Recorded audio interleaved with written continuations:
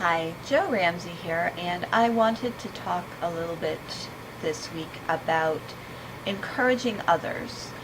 A lot of times we learn to compete with other people in our lives. You might be competing in sports, you might be competing to get the best seat in class, you might be competing for the person you want to date. When you are in business, you feel like you're competing with other business people. I sometimes feel like I'm competing with other writers. We live in a very competitive society. And unfortunately, sometimes that means that we put people down instead of trying to bring them up. Using writing as an example again, am I really competing with other writers? Not so much. People usually read more than one book in their life. Just because somebody buys a book by another author doesn't mean they're not going to buy one of mine. If you are for people who are running a business, you're not necessarily competing with other people who are in the same business.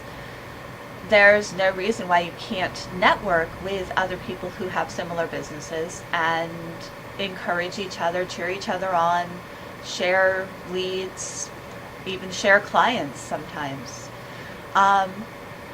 In your personal life, there's no need to compete with somebody else to get the best date or the best seat or the best whatever.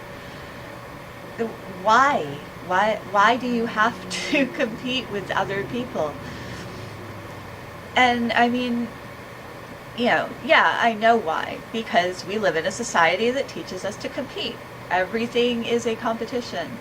Everything is somebody wins and somebody loses, but it isn't really that way, and it doesn't have to be. There's no reason why you can't encourage someone instead of putting them down. Look at them as an ally instead of somebody you're competing against.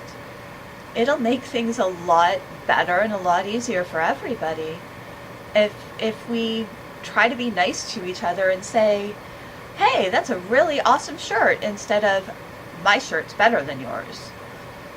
Or, hey, I'm starting a business doing this, and I see that you have a business doing this. Let's work together and see if we can get more customers.